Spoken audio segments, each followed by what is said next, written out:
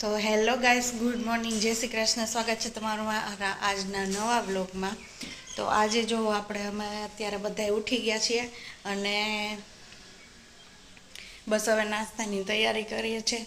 દીવાબત્તી ને બધું થઈ ગયું છે. જો કાલે આપણે સાબુદાણાની વેફર કરી હતી ને, એ થોડી ઘણી સુકાઈ ગઈ છે. હવે આજે એને આપણે તડકે મૂકી દઈશું એટલે એકદમ સરસ રીતે આમ ખખડી જશે. તો જો આ સાબુદાણાની વેફર કાલ બનાવી હતી ને, તો આ બધી ભેગી થઈને જો આવી કલરની થઈ ગઈ છે. એકદમ મસ્ત ટ્રાન્સપરન્ટ એવી થઈ ગઈ છે. તો આ છે ને આવા કલરની થઈ છે. મેં આની પહેલાં બનાવી હતી ને, એ છે ને સહેજ બ્લેક જેવી થઈ ગઈ છે. તો જો એ છે ને આવી થઈ છે.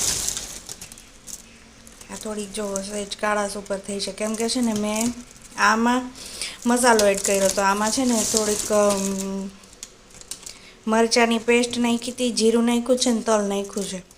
તો મને લાગે છે થોડું જીરું ને તલથી તો એટલો બધો ફેર ન પડે, પણ જે ગ્રીન ચીલીની પેસ્ટ નાખી હતી ને એનાથી આનો કલર આવો થયો છે. અને આજે કરીને એનો કલર સહેજ પીળાશ ઉપર થયો છે. અને હજી આજે અહીંયા છે ને જો સાબુદાણા થોડાક એવા પલાળી દીધા છે. બહુ ઝાઝા નથી પલાળ્યા, આજ તો છે ને થોડાક જ પલાળ્યા છે, કેમ કે આજે અલ્પેશને એકલા સાબુદાણાની વેફર કરવી હતી. તો હવે જોઈએ છે કે એકલા સાબુદાણાની કેવી થઈ છે. આ બે અલગ અલગ થઈ ગઈ. હવે આ ત્રીજી જોઈએ કે આ ત્રીજી કરીએ ને એ કેવી બને છે. તો જો આપણે જે ઓલા થોડાક સાબુદાણા પલાળ્યા હતા ને એની વેફર હવે જો અહીંયા તૈયાર થઈને રેડી થઈ ગઈ છે. એને થોડાક એવા ગરમ પાણીમાં થોડાક એવા ઉકાળ્યા ને એટલે જો આવા ટ્રાન્સપરન્ટ એવા થઈ ગયા હતા, પણ આખા જ છે, સહેજ બી ગળ્યા નથી. એટલે જો હવે પછી આ ચમચીની મદદથી જો એક એક ચમચી મૂકીને પછી આવી રીતે આમાં ફેલાવી દીધા એટલે આવા ચમચા મુકાઈ ગયા છે વેફરના. થોડાક એવા જ થયા છે, આટલા જ થયા છે, બહુ ઝાઝી નથી થઈ. કેટલા લગભગ 650 ગ્રામ જેવા સાબુદાણા પલાળ્યા હતા ને એમાંથી આટલા ચમચા થયા છે. જોશો હવે, મેં તો પહેલી વાર કર્યા છે. તો જો અમારે તો આવી સાબુદાણાના શું કહેવાય ચમચા મેં પાડી નાખ્યા છે. હવે સુકાય પછી તળીએ પછી ખબર પડે કે કેવી બની છે. કારણ કે મેં આવી રીતે હું છે ને ઓલી સાબુદાણા બટેકાની વેફર દર વખતે બનાવતી હોય છે. નકરા સાબુદાણાના આવા ચમચા મેં ક્યારે બનાવ્યા નથી. આ વખતે પહેલી વાર બનાવ્યા છે ને પહેલી વખત ટ્રાય કરી છે. એટલે હવે સુકાય પછી તળીએ પછી ખબર પડે કે ટેસ્ટમાં કેવા લાગે છે. તો એવું હશે તો પછી પાછા, જો ગમશે તો પછી પાછા કરી લેશું. અને જો કોઈ બીજી રીતે કરતું હોય તો કહેજો કે કોણ કઈ રીતે કરે છે. તો જો અત્યારે વાગી ગયા છે 4:45 જેવું થયું છે. અને બધા આંટા મારી સૂઈને ઉઠીને આંટોય મારી એવા બહાર. અને અત્યારે ચાલુ થઈ ગઈ છે અહીં પોપકોર્ન પાર્ટી. જો ગરમા ગરમ પોપકોર્ન પાર્ટી ચાલુ થઈ ગઈ છે. આપણે બે જઈ કેવા થઈ ટકાટક. હમણાં તો હું જોઈ આવ્યો અહીંયા ટીઆરપીમાં આગળ અત્યારે લાગી નાઈ તો ભરાયેલું જોઈએ એવો. કાલ રાતે બૈરું હતું. કાલ રાતે 10:30 વાગે. અહીંયા મારા ઘરની પાછળ ટીઆરપી મોલ છે ને, નવો મોલ તો છે, ત્યાં રાત્રે આગ લાગી હતી ને નહીં છેલ્લા 2 માળ પડી ગયા. 2 કે 3? 2. ચોથો અને 5મો આખો માળ. અહીંયા ટ્રમ્પોલિન પાર્ક જેવું હતું. જે છોકરાઓને અત્યારે ગેમિંગ ઝોનને હોય ને એ. તો રાત્રે આગું સળકી ગયું હતું. તો આજે તો ત્યારે હમણાં આટો મારવા ગયો ને ત્યાં જોઈએ એવું કે કેટલુંક સળગ્યું છે નહીં. 3-4 કાચ ફૂટ્યા, થોડા કાચ ભરી ગયા. તો ગ્લાસ ઓલા ગરમ થાય ને એટલે એની મેળા ઓલા થઈ જાય. અત્યારે 7:07 તેવું થઈ ગયું છે અને જોઈએ આપણે રસોડામાં શું થાય છે. તો એ મમ્મી શું બને?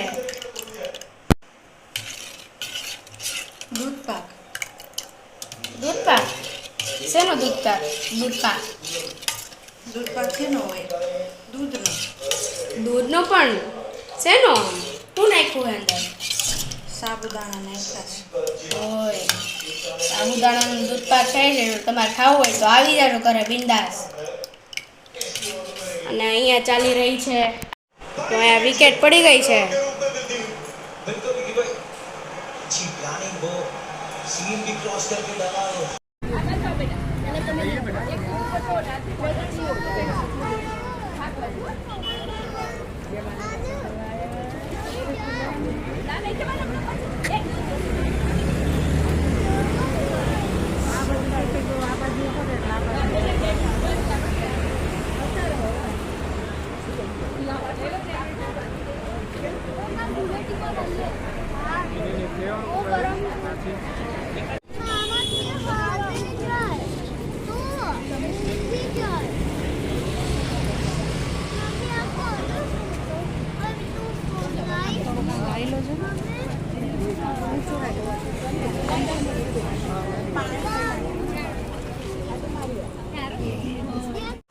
તો જો અત્યારે હવે અમે જમવા બેસી ગયા છીએ. જો અહીંયા છે દૂધ પાક બની ગયો છે. આજ હોળી છે ને એટલે જો દૂધ પાક બનાવ્યું છે. વટાણા બટેકાનું મસ્ત શાક બનાવ્યું છે. પૂરી છે, પાપડ છે, મરચાં, કેરી બધું એકદમ મસ્ત બની ગયું છે. આ લોકોને જમવું હોય તો આવી જાજો. હોળીને દૂધ પાક ને પૂરી. ઈદ કેવો લાગ્યો તને દૂધ પાક? ઈદ છે ને આજે અમે ફ્રૂટ સલાડ ને એવું બનાવતા હોય છે ને એમને દૂધ ને, પણ ક્યારેય દૂધ પાક બહુ ઓછો, ક્યારેય એને ટેસ્ટ નથી કર્યો. આજે દૂધ પાકનો ટેસ્ટ પહેલી વાર કર્યો છે. ઈદ કેવો લાગ્યો તને દૂધ પાકનો ટેસ્ટ? ભાવ્યું ને? પહેલાં તો છે ને બનાવતો ને ત્યારે ના પાડતો તો હું નહીં ખાઉં, મને નહીં ભાવે, પણ હવે એને ટેસ્ટ કર્યો ને તો એને મજા પડી ગઈ છે. તમને ભાવ્યો કે તમને નથી ભાવ્યો? તમને ન ભાવ્યો? એને તો કાંઈ દૂધની વસ્તુ ભાવતી જ નથી એટલે એની પાસેથી કોઈ એક્સપેક્ટેશન કરવી ખોટી છે. ઈદને ભાવી ગયું એટલે બસ એ નહીં. ડન ને? હાલો તો આવી જાઓ જમવા. તો જો અમારા અહીંયા છે ને લગભગ 1 કિલોમીટરના ગાળામાં છે ને લગભગ 5 થી 6 જેટલી હોળી પ્રગટતી છે. એક આમ આગળ વહી ગયો, આ બીજું છે. તો જો આ બીજી જગ્યા છે.